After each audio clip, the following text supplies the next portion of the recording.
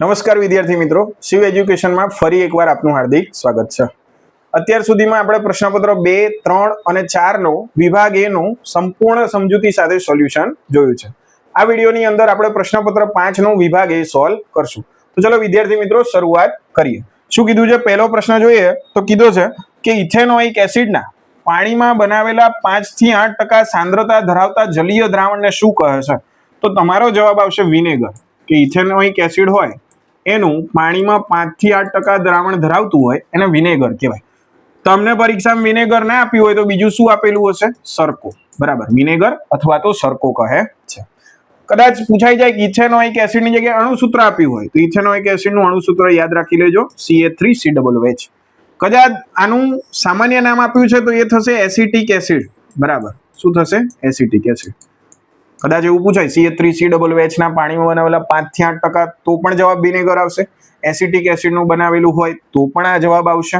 અને આ જે તમને પ્રશ્ન પૂછ્યો છે એ રીતે પણ પૂછ્યો હોય તો તમારો જવાબ જે છે વિનેગર આવશે, જે મોટા ભાગે પ્રિઝર્વેટિવ તરીકે વપરાય, એટલે કે ખોરાક સંરક્ષક તરીકે વપરાય છે। બીજો પ્રશ્ન આપણને પૂછ્યો છે કે ભાઈ ધાતુ વત્તા એસિડ શું મળશે?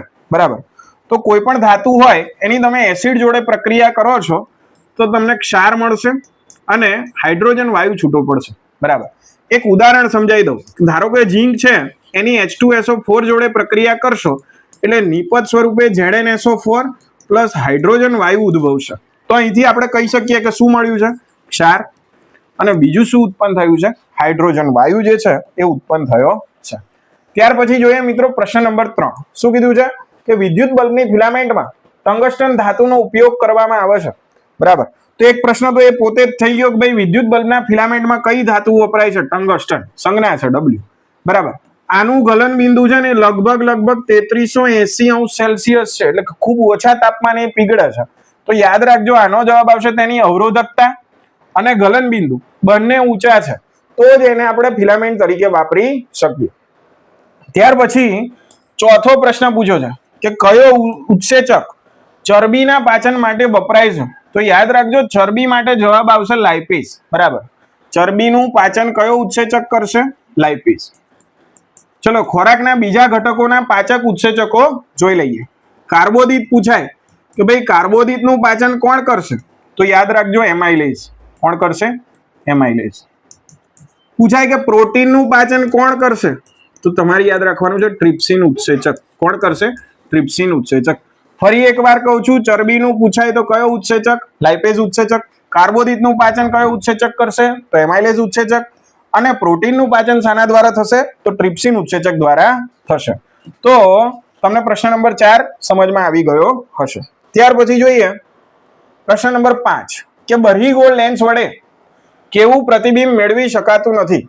તો યાદ રાખજો બરહીગોળ લેન્સમાં મોટા બધા 5 જે આકૃતિ હતી પહેલી 5 એ દરેકની અંદર વાસ્તવિક પ્રતિબિંબ મળતું હતું। બરાબર, વાસ્તવિક મળે, એના કરતા નાનું મળે, એના જેવડું મળે, પણ છેલ્લે જોઈએ તો આભાસીને મોટું મળતું હતું છેલ્લી આકૃતિમાં। જ્યારે જે વસ્તુ હતી એને F1 અને O ની વચ્ચે મૂકવામાં આવે ત્યારે તો કયું પ્રતિબિંબ મેળવી શકાતું નથી? યાદ રાખો આભાસી અને નાનું। બધા જ પ્રતિબિંબ મળશે બરહીગોળ લેન્સમાં, પણ આભાસી અને નાનું પ્રતિબિંબ મળશે નહીં। કીધું છે પ્રકાશની કઈ ઘટનાના લીધે ટિંડલ અસર ઉદ્ભવે છે? તો યાદ રાખો પ્રકાશના પ્રકિરણના કારણે। કોના કારણે? પ્રકિરણના કારણે કઈ અસર ઉદ્ભવે છે? ટિંડલ અસર ઉદ્ભવે છે। ત્યાર પછીનો પ્રશ્ન જોઈએ મિત્રો કે પૂછ્યું છે કે આલ્કેનનું સામાન્ય સૂત્ર શું હોય? કઈ શ્રેણીનું પૂછ્યું છે? આલ્કેન। હવે આનો જવાબ તો હું સીધો જ કહી દઉં છું કે આલ્કેનનું સામાન્ય સૂત્ર છે CnH2n+2। બરાબર, પરીક્ષામાં આને પૂછાતું બીજું પૂછાય કે આલ્કીનનું શું, આલ્કાઇનનું શું, તો એનો પણ આપણે અભ્યાસ કરી લઈએ। તો હાઇડ્રોકાર્બન શ્રેણી ખરી ને એના 2 પ્રકાર હોય। કેટલા પ્રકાર હોય? 2। એક છે સંતૃપ્ત હાઇડ્રોકાર્બન હોય અને બીજા હોય ને એ અસંતૃપ્ત હોય। બીજા કેવા હોય? અસંતૃપ્ત। પ્રશ્ન થાય સંતૃપ્ત કોને કહેવાય? તો કાર્બન બીજા કાર્બન જોડે એક જ બંધથી જોડાયેલો હોય તો એને સંતૃપ્ત કહેવાય। અસંતૃપ્ત કોને કહેવાય? તો કાર્બન બીજા કાર્બન જોડે 2 બંધથી જોડાયેલો હોય અથવા તો 3 બંધથી જોડાયેલો હોય તો એને અસંતૃપ્ત કહેવાય। એક બંધથી જોડાયેલો હોય ને એને આલ્કેન કહેવાય। શું કહેવાય? આલ્કેન। 2 બંધથી જોડાયો હોય તો એવા સંયોજનોને આલ્કીન સંયોજનો કહેવાય। શું કહેવાય? આલ્કીન. 3 બંધથી જોડાયો હોય તો એને આલ્કાઇન સંયોજનો કહેવાય. કેવા સંયોજનો કહેવાય? આલ્કાઇન. પૂછાય પરીક્ષામાં કે આલ્કેન શ્રેણીનું સામાન્ય સૂત્ર શું છે? તો હમણાં જે પ્રશ્ન પૂછ્યો છે એનો જવાબ આપણે જોયો, CnH2n+2. આલ્કીનનું પૂછાય તમારે લખી દેવાનું CnH2n. આલ્કાઇનનું પૂછાય છે તો CnH2n-2. તો અહીંયા આપણે તમને કોઈ પણ પ્રશ્ન પૂછાય કે હાઇડ્રોકાર્બનને લગતો, વર્ગીકરણને લગતો, તો એનો જવાબ આમાંથી હશે. ત્યાર પછી જોઈએ મિત્રો 8મો પ્રશ્ન. શું કીધું છે આપણને કે ભાઈ 2 ઓહ્મ, 3 ઓહ્મ અને 6 ઓહ્મના અવરોધોને સમાંતરમાં જોડ્યા છે. કયું જોડાણ છે એ ખાસ યાદ રાખવાનું, સમાંતર જોડાણ. પહેલો અવરોધ કેટલો છે? 2 ઓહ્મનો છે. બીજો અવરોધ કેટલો છે? 3 ઓહ્મનો છે. ત્રીજો અવરોધ કેટલો છે? 6 ઓહ્મનો છે. તો આપણને સમતુલ્ય અવરોધ એટલે કે આરપી પૂછ્યો છે, બરાબર. હવે સૂત્ર છે સમતુલ્ય અવરોધનું 1/rp બરાબર 1/r1 વત્તા r2 વત્તા r3. પહેલા આપણે દાખલાની રીતે કરીએ, પછી શોર્ટ ટ્રીક તો આપું જ છું તમને. તો 1/2 વત્તા 1/3 વત્તા 1/6. હવે નીચે છેદ સરખો નથી, લસા લેવો પડશે. 2, 3 અને 6 નો લસા કેટલો થશે? 6. હવે 2 ને 6 બનાવવા કેટલા વડે ગુણવા આપણે? 3 વડે. 3 હતા, 3 ને 6 વડે બનાવવા માટે 2 વડે ગુણવા પડશે. અને 6 ને તો 6 બનાવવા માટે 1 વડે. 3 ને 2 5, 5 ને 1 6. 6 ના છેદમાં 6 તો કેટલો આવ્યો? 1 ઓહ્મ આવ્યો. તો તમારો જવાબ છે 1 આવે. પ્રશ્ન થાય કે આટલી લાંબી ગણતરીમાં નથી પડવું, બરાબર છે. કદાચ ઘણી વખત એવું હશે કે ઓપ્શન થી સોલ્વ થઈ જશે, તો કેવી રીતે જોવાનું? યાદ રાખવાનું. કયા 3 મૂલ્ય આપ્યા છે જોવાનું, 2, 3 અને 6, બરાબર. કયું જોડાણ આપ્યું છે જોવાનું, સમાંતર આપ્યું છે. હા, આ 2 વસ્તુ જોઈ લીધી. હવે સમતુલ્ય અવરોધ પૂછ્યો છે, તો આ ત્રણેય અવરોધના મૂલ્યનું જે નાનામાં નાનું મૂલ્ય કેટલું છે? 2. તો એના કરતા નાનો જવાબ હોય, 2 પણ ના હોય, 2 થી નાનો હોય. તો આપણા ઓપ્શનમાં સૌથી નાનો કેટલો હતો? 1. તો જવાબ તમને એમ જ ખબર પડી જશે, ગણવાની જરૂર નથી. પ્રશ્ન પૂછ્યો હોય શ્રેણીમાં જોડ્યો હોય, બરાબર, તો શું જવાબ આવે? તો જોવાનો મોટામાં મોટો અવરોધ કેટલો છે? 6. તો એનાથી વધારે જવાબ આવશે. જો શ્રેણીમાં જોડ્યો હોત ને તો 11 જવાબ આવે. તો અહીં તમને મેં 2 રીતે શીખવાડી દીધું. દાખલામાં પૂછાય તો આ રીતે ગણવાનું છે, અને કદાચ MCQમાં પૂછાય છે ને તમારે સમય નથી બગાડવો તો ખાલી યાદ રાખી લેવાનું. જો સમાંતર હોય તો એમાં જે આપેલા અવરોધ છે એના નાનામાં નાના મૂલ્ય કરતા નાનો લઈ લેવાનો. જો શ્રેણી આપ્યું છે તો મોટાના મોટા મૂલ્ય કરતા મોટો જવાબ તમારો થશે. ચલો ત્યાર પછીનો પ્રશ્ન જોઈએ. 9મો પ્રશ્ન પૂછ્યો છે કે આપણા શરીરના કયા અંગમાં ઓક્સિજન, લોહી એ ઓક્સિજન યુક્ત બને છે? યાદ રાખો, શાની અંદર બને છે? ફેફસાની અંદર, બરાબર. ફેફસાની અંદર લોહીની અંદર શું ઉમેરાય છે? ઓક્સિજન ઉમેરાય છે. 10મો પ્રશ્ન પૂછ્યો છે કે વટાણાના ઊંચા અને નીચા છોડ વચ્ચે સંકરણ કરાવતા બધા જ છોડ ઊંચા મળે, કારણ કે ઊંચાપણું એ કેવું લક્ષણ છે? તો યાદ રાખો, જે દેખાય છે ને એ પ્રભાવી લક્ષણ છે. તો ઊંચાપણું કેવું લક્ષણ છે? પ્રભાવી. નીચાપણું એ કેવું લક્ષણ છે એમ પૂછાય તો લખવાનું પ્રચ્છન્ન લક્ષણ છે. ત્યાર પછીનો પ્રશ્ન જોઈએ મિત્રો, શું કીધું છે? 11મો પ્રશ્ન કે કારની હેડલાઇટમાં કયો અરીસો વપરાય છે? તો આમાં તમારો જવાબ આવશે અંતર્ગોળ અરીસો. થોડુંક વાત કરી લઈએ ક્યાં ક્યાં વપરાય અંતર્ગોળ અરીસો, બરાબર. એક વપરાય કારની હેડલાઇટમાં, એટલે કે આગળની જે લાઇટ આવે છે ને એની અંદર કયો અરીસો હશે? અંતર્ગોળ અરીસો. બીજો દાંતનો ડોક્ટર, દાંતનું પ્રતિબિંબ મોટું જોવા માટે અંતર્ગોળ અરીસો વાપરે. ત્રીજો ક્યાં થાય? તો સોલર ભઠ્ઠીમાં. ક્યાં થાય? સોલર ભઠ્ઠી. ચોથો ક્યાં થાય? તો મેકઅપ કરવાના અરીસામાં. મેકઅપ કરવાના જે અરીસા છે એની અંદર કયો અરીસો વપરાય છે? અંતર્ગોળ વપરાય. અંતર્ગોળ જોઈ લીધો તો બહિર્ગોળ પણ જોઈ જ લઈએ, બરાબર. વિડીયો લાંબો થશે પણ તમને બધા જ જવાબ આવડશે, બરાબર. કદાચ 2 માર્ક્સમાં પ્રશ્ન પૂછાઈ જાય કે અંતર્ગોળ અરીસાના ઉપયોગો લખો, તમને આ જોઈ લો હોય તો તમને યાદ આવી જાય. તો બહિર્ગોળ અરીસાના ઉપયોગો ક્યાં થાય? તો પહેલો ઉપયોગ જે છે કારના સાઈડ ગ્લાસનો, સાઈડ મિરરમાં એમ કહો તો ચાલે. પાછળથી આવતો જે બધો ટ્રાફિક છે એ જોવા માટે આનો ઉપયોગ થાય. બીજા નંબરમાં ક્યાં થાય? તો ભાઈ જૂના જમાનામાં વેપારી જે હતા એ ગ્રાહક પર નજર રાખવા માટે આનો ઉપયોગ કરતો. જૂના જમાનાની જે દુકાનો હોય તો એ વખતે કેમેરા નતા, તો જે દુકાન હોય એમાં શરૂઆતમાં જ આ બહિર્ગોળ અરીસો જે છે ઉપર લગાવી દેવામાં આવે, તો જેના કારણે દુકાનમાં જેટલા પણ ગ્રાહકો છે એના પર નજર એક સાથે રાખી શકાય. તો આપણે અંતર્ગોળ અને બહિર્ગોળ બંને અરીસાના સંપૂર્ણ ઉપયોગો જોયા. ત્યાર પછી 12મો પ્રશ્ન પૂછ્યો છે કે ભાઈ કયા તત્વની ઇલેક્ટ્રોન રચના 2 8 2 છે. ચાલો શું પૂછ્યું છે કે કયા તત્વની ઇલેક્ટ્રોન રચના 2 8 2 છે. હવે 1 થી 20 તત્વો તમને આવડતા જ હશે. હવે કયા નંબરનું તત્વ છે તો બધાનો સરળ 2 ને 8 10, 10 ને 2 12. તો 12મા નંબરનું તત્વ કયું છે? મેગ્નેશિયમ. તો તમારો જવાબ શું આવે? મેગ્નેશિયમ. સંજ્ઞા શું થાય છે એની? Mg. બરાબર. ચાલો ત્યાર પછીનો પ્રશ્ન જોઈએ, ખરા ખોટા છે, એને પણ આપણે સમજીને તૈયાર કરશું. એકવાર જગ્યાએ 1 ભાગ હાઇડ્રોક્લોરિક એસિડ, 3 ભાગ નાઇટ્રિક એસિડ. શું કીધું છે? 1 ભાગ HCl છે અને 3 ભાગ નાઇટ્રિક એસિડ છે. તો આ ખોટું છે મિત્રો. એકવાર જગ્યામાં શું હોય?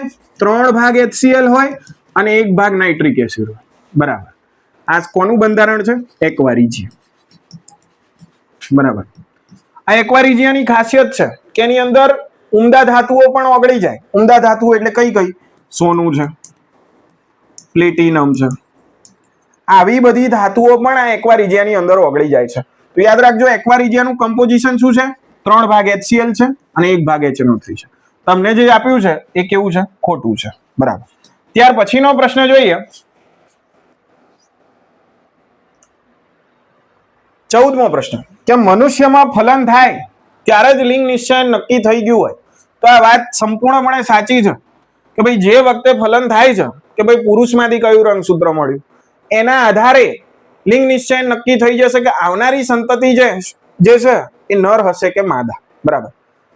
15મો પ્રશ્ન કીધો છે કે વાતાવરણીય વક્રીભવનના કારણે વાસ્તવિક સૂર્યોદયના સમય કરતા મોડો સૂર્યોદય થતો જોવા મળે છે. આ ખોટું છે. સૂર્યોદય મોડો નથી થતો. સૂર્યોદય તો વહેલો થાય છે. કેટલી મિનિટ વહેલો થાય છે? તો 2 મિનિટ વહેલો થાય છે. ઉગવાનો હોય એના કરતા 2 મિનિટ વહેલો દેખાય છે.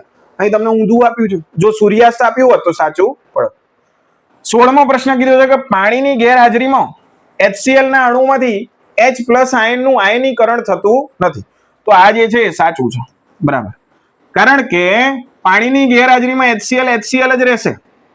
જો એ પાણીમાં ઓગાળવામાં આવે છે તો પછી H+ અને Cl- આયન છૂટા પડશે. આ H+ ખૂબ નાનો હોવાના કારણે H3O+ સ્વરૂપે રહેશે એટલે કે હાઇડ્રોનિયમ આયન. પણ જ્યારે પાણીમાં ઓગાળશું ને ત્યારે જ એ આયનીકરણ પામશે. ત્યાર પછી 17મો પ્રશ્ન જોઈએ, કીધું છે કે માગ્યા મુજબ ઉત્તર આપો. ખોટી જોડ શોધીને લખો એમ કીધું છે. પહેલું કીધું સ્વાદુપિંડ ઇન્સ્યુલિન. બરાબર સાચું છે. બરાબર. શું કરશે ઇન્સ્યુલિન? શું કરે? રુધિરમાં શર્કરાનું નિયમન કરે. બરાબર. ડાયાબિટીસ માટે એટલે કે જે સુગર છે, બ્લડ સુગર, એને કંટ્રોલ રાખવા માટે સ્વાદુપિંડ નામની ગ્રંથિ છે અને એ શરીરમાં જે લોહી છે એની અંદર શર્કરાની માત્રાનું નિયમન કરે. પિટ્યુટરી ગ્રંથિ એડ્રીનાલિન. ખોટું છે. એડ્રીનાલિન તો કોણ ઉત્પન્ન કરે? એડ્રીનલ ગ્રંથિ ઉત્પન્ન કરે. અંડપિંડ ઇસ્ટ્રોજન. તો આ સાચું છે. તો તમારો જવાબ બીજો થશે. ખોટો જે છે એ તમારો જવાબ થશે કારણ કે એ પૂછ્યું છે. 18મો પ્રશ્ન જોઈએ મિત્રો, મેન્ડલના વટાણાના છોડ પરથી F1 પેઢીના ઊંચા છોડ જનીની રીતે આબેહૂબ પિતૃ પેઢીના ઊંચા છોડ જેવા જ હોય છે. શા માટે? તો કે હા, જેવા ઊંચા છોડ હતા બરાબર એવા જ F1 પેઢીમાં દેખાય છે. શા માટે? તો ભાઈ જે ઊંચાપણું છે ને, ઊંચાપણાનું લક્ષણ જે છે ને એ આનુવંશિક થાય છે. એટલે કે F1 પેઢીમાં એ ઉતરી આવે છે. મેન્ડલે શું કર્યું હતું? ઊંચા છોડ કેપિટલ ટીટી અને સ્મોલ ટીટી જોડે સંકરણ કરાવ્યું હતું. તો ભાઈ જો પહેલી જે પેઢી મળી F1 પેઢી એમાં 4 જે છોડ હતા એ કેવા મળે છે? ઊંચા મળે. 4 જો છોડ છે ને એ ઊંચા મળે છે. હવે આવું થવાનું એકમાત્ર કારણ શું કે ભાઈ ઊંચાપણાનું લક્ષણ પ્રભાવી બને છે અને નીચાપણાનું લક્ષણ દેખાતું નથી એટલે કે પ્રચ્છન્ન બને છે. ત્યાર પછી પ્રશ્ન નંબર 19 જોઈએ. શું કીધું છે? કનિનિકાનું કાર્ય શું? હવે જોઈ લઈએ કનિનિકા શું કાર્ય કરે. કનિનિકાને ઇંગ્લિશમાં પૂછે તો કહેવાય આઇરિસ. બરાબર. એમને મજા ના આવે ગુજરાતીમાં, ઇંગ્લિશમાં પૂછે કે આઇરિસનું કાર્ય શું? તમારે લખવાનું તો ભાઈ કીકીને નાનું મોટું કરવાનું કાર્ય કરે.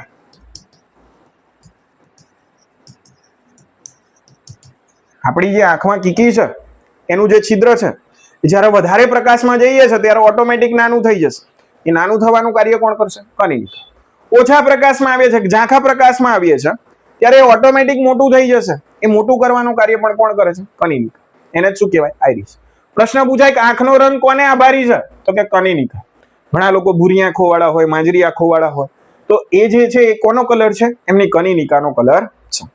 ત્યાર પછી પ્રશ્ન પૂછ્યો છે 20મો કે જૂલનો તાપીય નિયમ સૂત્ર સ્વરૂપે દર્શાવો. લખી નાખીએ H બરાબર I² RT. યાદ રાખજો કે આ જૂલના તાપીય નિયમનું ગાણિતિક સ્વરૂપ છે. જોડકા જોઈ લઈએ. શું કીધું છે? 21મું જોડકું છે, એમાં કીધું છે કે ઇન્સ્યુલિન. ઇન્સ્યુલિન શું કાર્ય કરે? હમણાં જ જોયું આપણે સ્વાદુપિંડ ઇન્સ્યુલિન, ડાયાબિટીસની વાત કરી તો એ રુધિરમાં શર્કરાનું નિયમન કરે. શું કરશે? રુધિરમાં શર્કરાનું નિયમન કરે છે. ત્યાર પછી પૂછ્યું છે એડ્રીનાલિન. તો એડ્રીનાલિન શું કરે?